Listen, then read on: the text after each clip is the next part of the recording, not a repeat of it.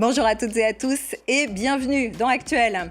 L'arnaque au sentiment s'est développée avec Internet et les réseaux sociaux. Les brouteurs sont pour la plupart des hommes africains, mais ils ne sont pas les seuls sur ce créneau. On s'intéressera aussi dans cette émission aux relations entre les femmes et les hommes. Certains d'entre eux se comportent comme s'ils avaient peur de l'autre sexe. On en parle dans un instant avec Chloé Thibault. Elle cherche la réponse à cette question dans son dernier livre. Mais d'abord, on se souvient de Anne de Neuchâtel, cette femme qui croyait avoir une relation amoureuse avec Brad Pitt, une passion qui lui avait coûté toutes ses économies et surtout sa fierté. Roulée dans la farine par un brouteur, elle était devenue l'image la plus connue des victimes d'arnaque au sentiment. Mais d'autres personnes se lancent dans cette duperie et pas seulement pour l'argent. Les précisions de Camille Gutin de France Télévisions. Pour Céleste, c'est une histoire qui débute sur une application de rencontre. Le début d'une idylle amoureuse avec un homme nommé Mathias. La jeune femme reçoit des dizaines de photos, de vidéos et même quelques messages vocaux où le chef pâtissier partage son quotidien. Tu sais, il y avait genre des mini-burgers, des petits fours. Voilà, enfin, bref, il fallait que je te partage ce moment culinaire.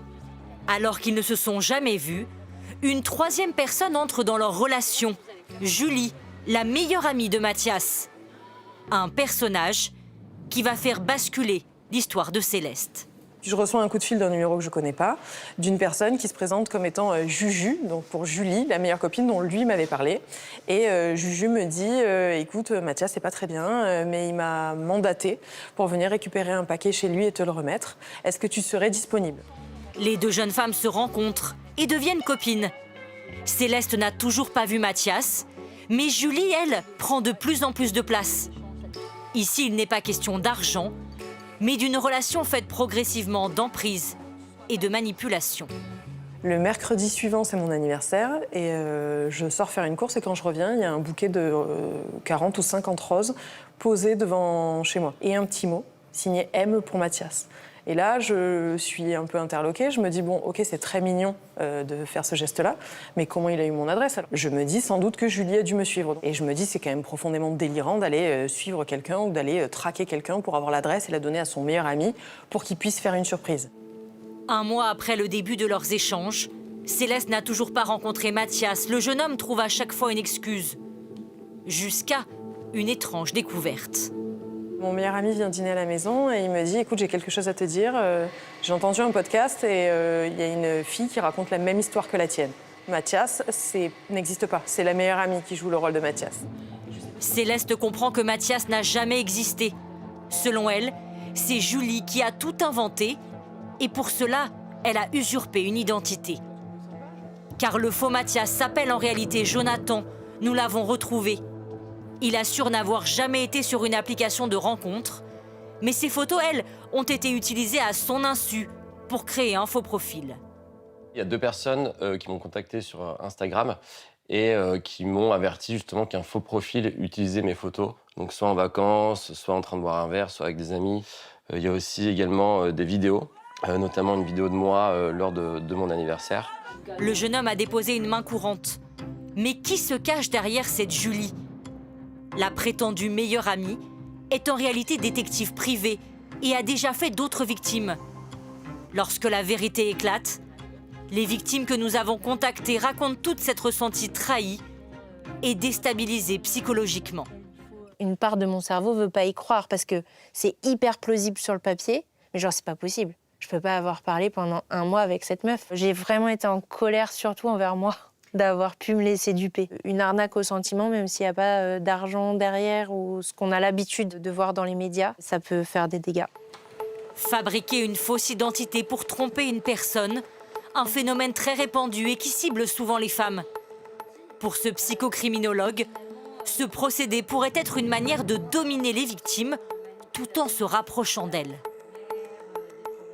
Ce qu'elle obtient de façon directe avec ses victimes, c'est à la fois briller auprès de personnes qu'elle trouve intéressantes, mais surtout, ce qu'elle en obtient, c'est cette force de manipulation qui lui donne une véritable sensation de toute puissance. Nous avons contacté la détective privée qui conteste tous les faits qui lui sont imputés. Les victimes, elles, ont déposé des mains courantes. Céleste a porté plainte auprès du procureur de la République.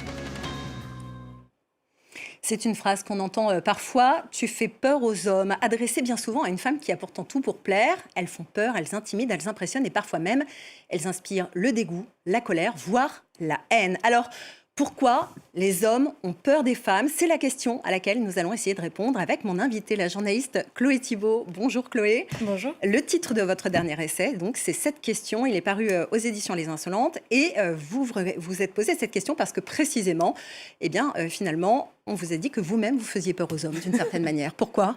Oui, ça m'est arrivé plusieurs fois pendant des rendez-vous amoureux ou même auprès de mes amis, en fait, d'entendre ça. Tu fais peur aux hommes. Donc je me suis interrogée. Pourquoi est-ce que moi, je ferais peur aux hommes? Et finalement, au tout début de cette enquête-là, je me suis rendu compte que ce qui fait peur à ces hommes-là, ce sont les qualités des femmes. Oui, Donc, on a l'impression, en fait, dans ce que vous racontez à travers ce livre, c'est que pour qu'un homme soit attiré par une femme ou qu'il n'en ait pas peur, en fait, il faut qu'il y ait des défauts, des faiblesses chez ces femmes. Sinon, ils se sentent un peu agressés. oui, tout commence dans nos moteurs de recherche avec les prédictions de recherche, donc justement des choses qui reviennent le plus souvent. Et quand j'ai commencé par taper "les hommes ont peur des femmes", eh bien les résultats étaient quand même assez aberrants, puisque c'était les hommes ont peur des femmes fortes, des femmes intelligentes, des femmes qui gagnent plus qu'eux, des femmes indépendantes. Or, tous ces qualificatifs-là, ce sont des choses que les femmes recherchent chez les hommes. Alors la question que je pose, c'est, voilà, dans un monde qui justement fait preuve d'une violence inouïe envers les femmes, pourquoi est-ce que ce seraient les hommes qui se prétendent victimes des femmes? Il y a aussi ce sentiment, quand on regarde l'actualité, que les hommes ont besoin de dominer, non pas en étant meilleurs, mais en demandant aux femmes de s'effacer, de reculer. C'est par exemple le discours un peu des républicains aux États-Unis, conservateurs, qui invitent les femmes à prendre du recul, laisser la place, qui espèrent qu'elles arrêtent de voter, par exemple. Ça laisse penser qu'ils ont besoin d'une relation de domination plutôt que d'un partenariat. Oui, cette même étude, donc, qui date de 2005 de SIDAction OpinionWay, nous disait aussi que 52% des hommes pensent que les mouvements féministes ont pour objectif de les affaiblir. En fait, on voit bien à quel point aujourd'hui, évidemment sans généraliser, mais globalement les chiffres nous indiquent que pour les hommes, le féminisme, ce n'est pas une question d'égalité. Alors que précisément pour les femmes féministes, ça fait longtemps qu'on a compris, qu'on affirme que le féminisme, c'est se battre pour l'égalité entre les hommes et les femmes. Ce que veulent les hommes, ce n'est pas cette égalité. C'est aussi ce qui explique la prédominance des discours masculinistes, aussi bien sur les réseaux sociaux auprès des jeunes, mais en effet, comme vous le dites, à échelle mondiale, dans les discours politiques. Les hommes veulent dominer. Après, dans les représentations culturelles, c'est comment est-ce qu'on arrive à tordre le cou, en fait, aux archétypes féminins pour nous faire croire que cette misogynie est légitime. Et c'est un des termes que je mets en avant dans mon livre avec la gynophobie. La gynophobie, c'est un terme qu'on entend moins, mais qui vraiment est à la source de la misogynie. Ce serait cette peur réaliste, justifiée, fondée, d'après certains hommes, certains chercheurs, des femmes. Alors justement, ça s'appuie sur la mythologie, la religion, la pop culture. Pour vous, quels sont les mythes qui nourrissent le plus cette peur des femmes? Il y a un phénomène d'inversion de la culpabilité qu'on retrouve déjà dans un mythe comme Méduse, qui existe évidemment dans le monde entier, dans l'Antiquité grecque. Méduse, qui est cette figure, vous savez, avec la tête, les serpents autour de son visage, qui aurait le pouvoir de pétrifier les hommes, justement à travers son regard. Et en fait, quand on s'intéresse à l'origine de ce mythe, elle a été violée par Poséidon dans le temple d'Athéna, et Athéna, pour la punir, l'a rendue monstrueuse. Pour la punir, elle. Pour la punir, elle. Et donc ça, c'est l'un des mythes fondateurs du problème. C'est-à-dire qu'on punit la victime au lieu de condamner l'agresseur. Et d'ailleurs, quand on regarde les statistiques en termes de justice en France, 0,6% de condamnation pour viol, alors que si on regarde aussi les statistiques des violences masculines, on se rend compte qu'elles sont écrasantes. Les chiffres, c'est plus de 96% d'hommes dans la population carcérale. Ils représentent aussi 86% des condamnés pour meurtre, 99% des condamnés pour viol, 84% des auteurs présumés d'accidents mortels de la route. C'est Lucille Pétavin qui les relève, ces chiffres, dans son ouvrage « Le coût de la virilité ».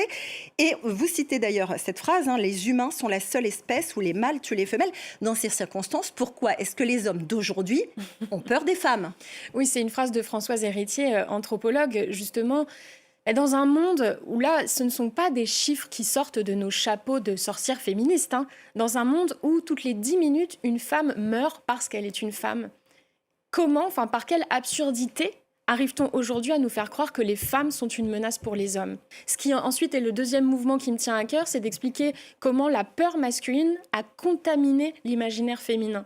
C'est-à-dire qu'on se retrouve aussi avec des femmes qui ont peur d'elles-mêmes et qui ont peur des autres femmes. On ne veut surtout pas ressembler à tous ces archétypes féminins qui sont diaboliques. Et puis surtout, on nous apprend entre femmes à nous méfier de nous-mêmes.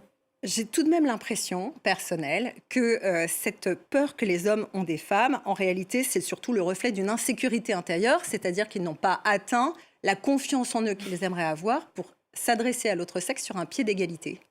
Absolument, je cite dans l'introduction Sandrine Rousseau qui parlait d'Éric Zemmour justement en disant qu'un homme qui a confiance en lui, ne se sent pas menacé par les autres femmes. En fait, tout est dit à travers ça. Le souci, c'est on en vient à un autre pan du problème qui est la question de la santé mentale, la prise en charge pour les hommes de leurs émotions, qui est que quand on a peur, évidemment que c'est légitime d'avoir peur, ça je le remets pas en question. Si on a peur, si on manque de confiance, si on a des insécurités, eh bien l'idéal c'est quand même de se prendre en main, de suivre des thérapies, de se questionner. Le problème, c'est que majoritairement, ces hommes-là, quand ils ressentent ces émotions négatives, luttent contre ces émotions à travers le contrôle. Donc renforcent encore leur besoin de domination sur les autres. Merci beaucoup Chloé Thibault. Et pour continuer d'explorer cette question, je renvoie à votre ouvrage « Pourquoi les hommes ont peur des femmes ?» sans point d'interrogation.